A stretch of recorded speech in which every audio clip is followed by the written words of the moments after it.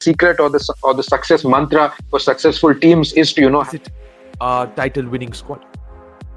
that was a big stunner. Of course, again they have trusted. Ryan Rickelton, your successor, Quinton de Kock, alongside Temba Bavuma at the top of the order.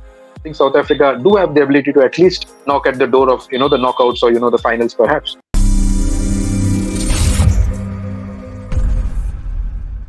Moving on to the next team is the inaugural champions of the Champions Trophy, South Africa, winning it in 1998 when we had it. I have Orko with me. Orko, welcome to the show. When we talk about South Africa, though 2024 was very memorable for them, they still made it to long spots in the finals. They have the World Test Championship final up for grabs against the mighty Aussies. We all know what a big threat they are. But talking about South Africa in the one-day format, they went on to the semi-finals in the 2023 World Cup, got knocked out against Australia yet again at the iconic Eden Gardens. But you talk about the squad overall, your take on first of all, then we will move into in-depth in all the departments. But do you think this is a squad, few new faces from the one that happens in 2023, but is it a title-winning squad?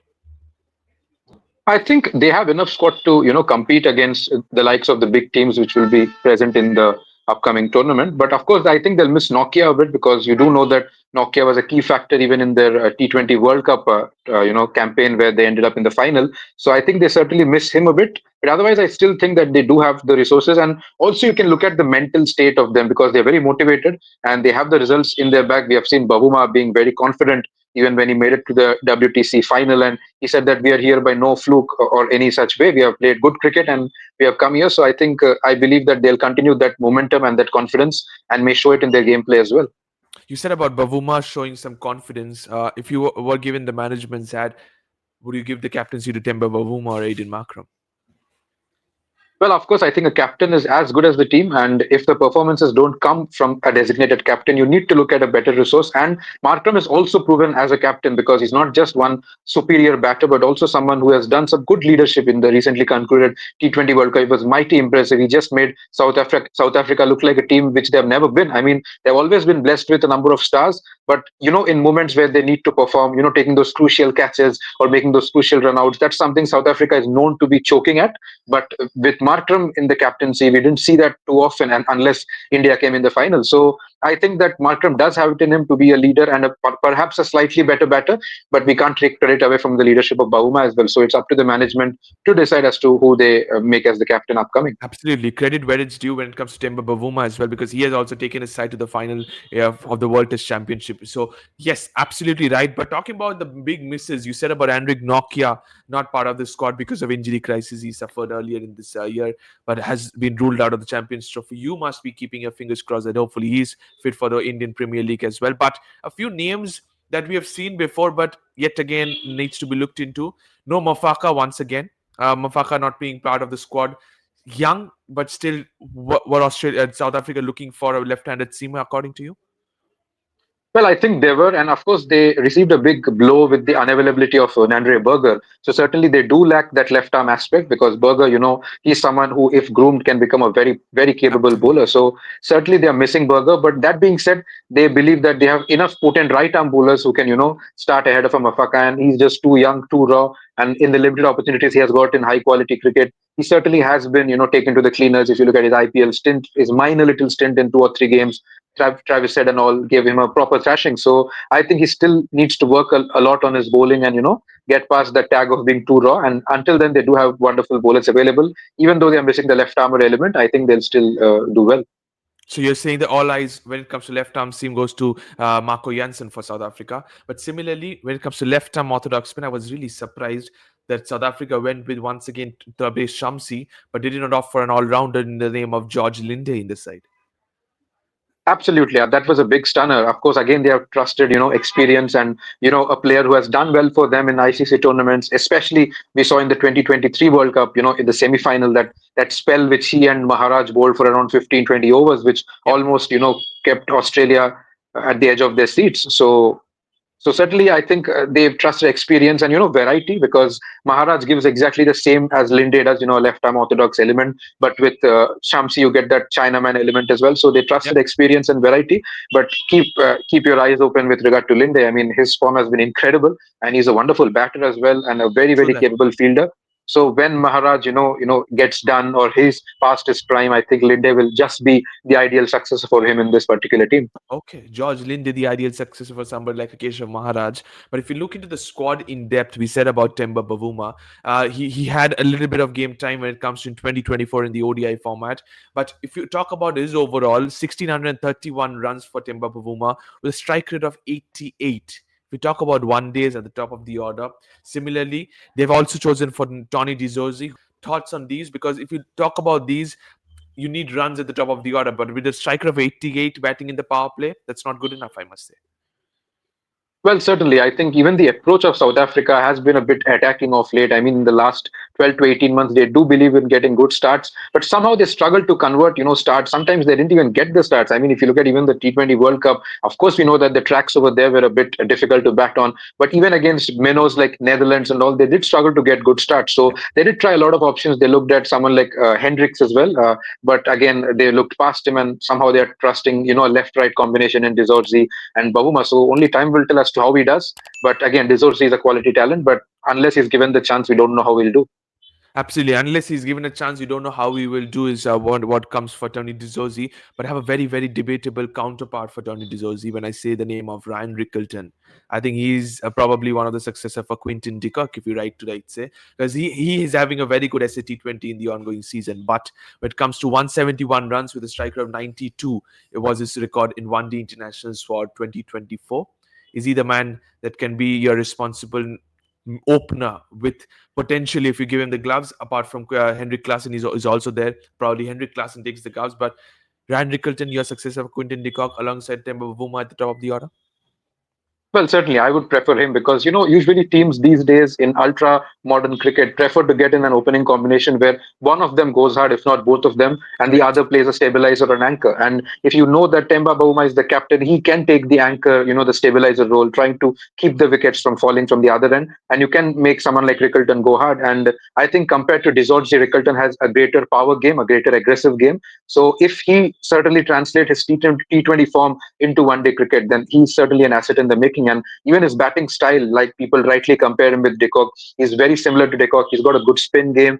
Of course, no offense on Dizorzi, he has also done enough contributions, especially in red ball cricket, and they believe that in a comparatively longer format, he may work. But I think if Rickelton keeps his senses calm and translate his T20 abilities into the ODI format, he'll only be an asset for this team. Absolutely, he's definitely going to be an asset for the set, and I'm really, really excited to see how Ryan Rickelton performs. We said about Aiden Markram. Similarly, if you talk about Aiden Markram, Rusty Van Dusen got a good amount of opportunities in the 2023 World Cup. He's another part of that top five list, but Rassi van der Dusen has a lot of challenges this time because there are quality players picked at the top of the order. South Africa had gone with a very top-heavy side, and you have to take about the names of Tristan Stubbs, and you have Henrik Klassen, David Miller in the middle order. A lot of firepower, but Klassen holds the key in the middle order for sure. Certainly, I think Klassen is, as we always say to me, is the cheat code. I mean, he can, run the game the way he wants to. If he wants to keep calm, the things will stay calm. If he wants to go berserk, then there's no opposition or any bowling attack that can really stop him. And he's that spin basher which they lack. Of course, Miller is a very wonderful player of spin, but to attack and dominate spin, especially with many teams having good quality spinners, you do need someone like a Klassen who can, bring his best out of it. And even in the ODI World Cup, we saw how well he did. So I think in Agree. tracks of Pakistan, Klassen would be an absolute handful and certainly a player to watch out for in the middle order. 100% a player to watch out for. But I'll ask this question especially to you. This is the reason why you have dealt this problem every single year and potentially one more season for the Kolkata Knight Riders. Andre Russell, he's such a dangerous player, but you will always try to hold him as long as possible in order to he can free his arms with the death bowlers. Similarly, Henry Klassen is that kind of a player. If he gets out, you may think you may decrease 50 runs short of what potentially you can get. So, what is your tactics when it comes to player like this? Do you be like give them as many balls as they can to face, or you be like hold them for 35th over, probably then they send them because that's where they are dangerous?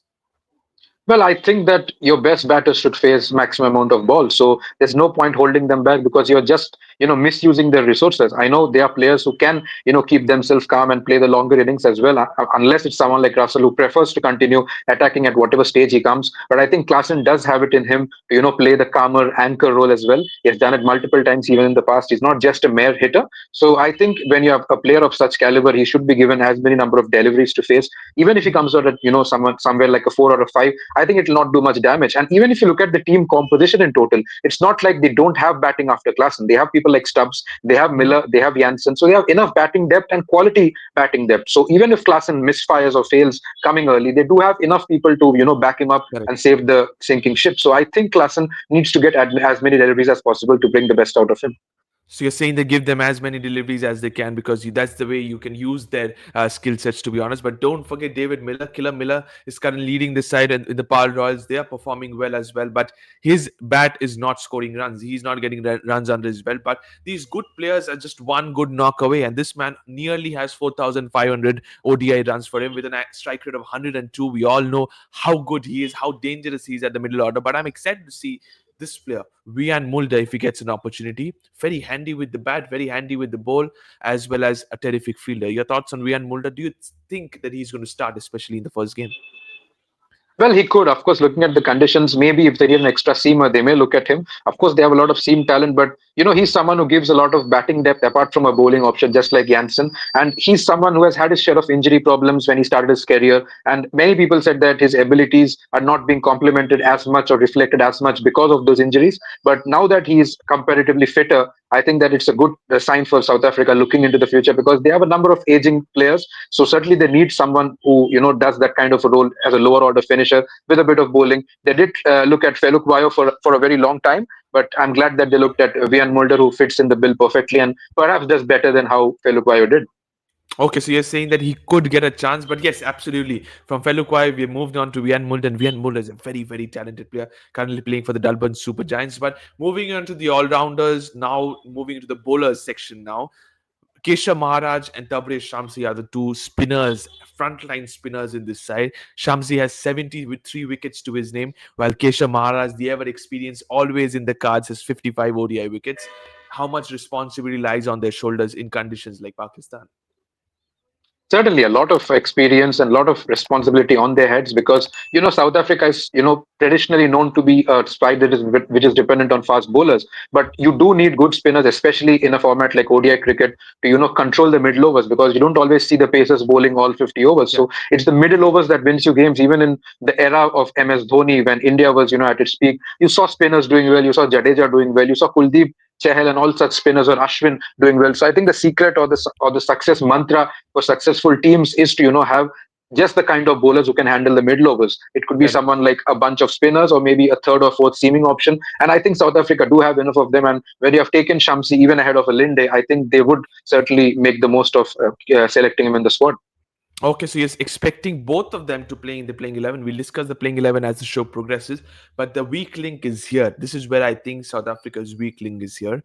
Kagiso Rabada and Lungi Ngidi are the only two seamers, the frontline seamers for South Africa, keeping aside Marco Jansen. We know how dangerous KG Rabada is. He's going to lead the pace attack with 162 ODI wickets to his name. Economy always tight with 5 economy he has. Similarly, Lungi Ngidi has been injury prone but is 4 wickets away from a century of wickets in ODI cricket, 5.7 economy.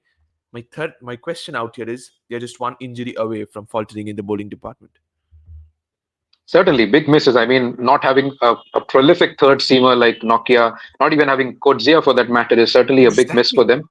Yeah, it's a big miss for them, and I think in these tournaments you need such kind of players available. And even if you look at the mentality which Kodzia carried in the 2023 World Cup, 50 Mhm. over format which he played, he was like a warrior fighting his way out against Australia in the Eden Gardens, trying to knock those Exactly. I was last about few. to say the way he bowled in the semi-final. Exactly. You need such kind of mentality monsters. And when you're a team which is traditionally known to choke or, falter in important moments, you need such players to pull you out of it. I think Janssen is someone who has a similar mentality, but they certainly miss someone like a Nokia or Korzia, or if not both for that matter. And I think that's the only worry they have, and perhaps why they have been, so particular about selecting someone like Mulder also. But I still believe that their pace attack, which is traditionally their strong point, is a bit of a Exactly. slim weak point this time around. Absolutely. That's the reason why at the beginning of the show I asked you, do you think this team is good enough to win the title? And you did not give a confident answer. But this is where I was hinting towards the bowling attack. South Africa, mainly so good, so threatening in the bowling department, especially the pace department, looks slim because KG Rabada has a lot of responsibility on his shoulders this time around in conditions which will not suit seam movement after the power play, is what I think. But moving on to the players to watch out for, Orko, I've gone with my 5 players, and here they are. Aiden Markram, Marco Janssen, Henrik Klassen, Kesha Maharaj, and Kagiso Rabada are the five players to watch out for, according to me. What are yours? Certainly, I think these are the players. Maybe you might add someone like Miller because he's someone who saves them from collapses, and he's a veteran player, a crisis man, as people typically call him. Because Mhm. many people say that Klaassen is someone who usually falters in big games, but it's Miller who usually stands up. Again, we take the example of the World Cup semi-final where Miller played that fighting knock in Eden Gardens in very difficult conditions of batting. So I think Miller holds key, and even Tristan Stubbs of late has been doing well. He, as people rightly refer to him, is an anything man. He can bat, he can bowl, he can field terrifically. If you tell him to keep, he'll keep wickets as well. He will So keep wickets as well. Yeah. yeah, so he's a rising star which people can look at. I'm not worried about their batting. Of course, just the top order is a bit of a worry because Bavuma, people may associate him with inconsistencies, and Dizorz is relatively new. So is Rickleton. It's just the top order that worries me, but they have a very enviable middle order even now, and the bowling again becomes a concern. Aiden Markram has a lot of responsibility on his shoulders because even if he's designated as a captain or not, he's someone who is looked at as a leader, gives a bit of bowling as well. And again, if you look at Rabada, he's the leader of the attack. So these are the ones, the veterans, the senior players who need to perform when it matters. And when you're short of trophies, when you're badly desperate to win one, which you haven't in the last 2 decades or more, I think these are the ones who need to pull their socks up and bring in the right performances. Okay, so you have given your players as well to watch out for, but when it comes to South Africa, they have to keep an eye on their fixtures as well. And Group B certainly holds key, to be honest. They start things with facing Afghanistan at Karachi, then they move to play the mighty Aussies at Rawalpindi, and they come back and face at Karachi, England. Three very, very tricky and tough fixtures, I must tell you, Orko. If you have to say something about these three, which is the most threatening one, to be honest? Is it Australia? Well, an ICC tournament and Australia, you know that it's a better love story than anything else. So you can't write them off anyway. But I think Afghanistan also would be a very typically tough nut to crack Is because it because of the they conditions? exactly, because they are very much, favored to perform in these conditions. Their players have also played a lot in Pakistan, be it in the Super League or even in bilaterals for that matter. So I think Afghanistan would be a very tricky opposition because they have players who are not very well known, barring someone like a Rashid Khan. I think they are players who people don't really know how threatening they can be. So Afghanistan might be a tricky game. I think England is a tough opposition on paper, but South Africa do have the troops and the ability to get past them. But again, you cannot write off Australia and Afghanistan that early, especially when it is a track like Pakistan pitches are. Absolutely. In Pakistan's tracks, you cannot write off Afghanistan, never write off Australia when it's an ICC event. Move on to the predicted playing 11, ladies and gentlemen, and it's South Africans. This is what I have gone with, Orko. Temba Bavuma and Ryan Rickelton are my openers. Aiden Markram at number 3. Tristan Stubbs at number 4. I've gone with Henrik Klassen as my wicketkeeper bat at number 5. David Miller at 6. Marco Janssen, Kagiso Rabada, Lungi Ngidi are 3 seamers, with Kesha Maharaj and Tabrez Shamsi are the 2 spinners. Your thoughts, please. Well, I think this is what they'll stick to. I mean, based on the conditions, maybe they might think of another seamer ahead of Shamsi. Shamsi is just that in and out kind of material. Otherwise, the other Yeah. 10 are certainly going to be in the team. And as we earlier discussed, Rickleton is an exciting prospect. And, he's that one among the two openers who can bring in that firepower, that aggression up front. Make So use they of the may try power play. Rickleton. Exactly, because there are teams which try to destroy oppositions in the power play. That's a tactic which, Rohit Sharma successfully did playing for India in the World Cup. Even Australia of late have started doing that with Travis Head, giving those kind of blitz of starts. So I think there Which are teams format? who now, exactly, any format for that matter, Travis Head, if he He opens or recently did that versus Sri Lanka in day one of the first test. He gave that exactly. blistering start. Exactly. He's someone, of course, we can talk about it for an hour if we want to, because Travis said, he's a man in his own head, in his own mood, and he can do that in any format. He doesn't worry what color the ball is or what jersey color he's wearing. But I think these are the players who need to step up at the right time. Again, you need to look at those exciting prospects like Rickleton. Aiden Markram needs to get a bit of form working for him as well. Otherwise, I think South Africa do have a good batting unit. If their pacers manage to stay fit and in form, I think Lungi Ngidi will be a very crucial bowler because Very. he's someone who often leaks runs, but at the same time gives some crucial wickets as well. If he gets going, then I think South Africa do have the ability to at least knock at the door of the knockouts or the finals perhaps. Okay, so given you have predicted playing 11, you said 10 players as surety, it's going to be probably Shamsi or Rian Mulder or anybody else is what South Africa going for. Here is your question where you're always already heading towards Group B, and it's a very, very interesting group. It has South Africa, Australia, England, and Afghanistan, the 4 teams that are moving into this group. Your 2 teams that make it to the semi-final, is it South Africa? If yes, which is the other team, or your 2 teams for the semis? I think it will be Australia and South Africa. I mean, I do know that England are a strong side. Afghanistan is also a strong side, but I still believe that South Africa do have the abilities, to at least get past this group. Maybe after that they may struggle, but I think Australia and South Africa are the teams which will, clear this group for me. You're the second person that has confidently said no baseball in the semis. Absolutely, and I will stick to that because in tracks like these, in Asian conditions, you need to be a bit more mindful and tactical in your approach. You just can't, take baseball tactics for granted. So if they can control a bit of baz in the baseball, then I think they can make some good sense. But looking at the recent form, I'm not really sure whether England would go too far in this tournament. Okay, so you're saying Australia and South Africa are your two teams that make it to the semis from Group B. Thank you so much, Argo. Thank you to all the viewers for watching this video. It's South Africa's squad analysis for the Champions Trophy is done and dusted. Don't forget to subscribe to the Fifth Umpire. Press the bell icon as well. Thank you so much, and bye bye.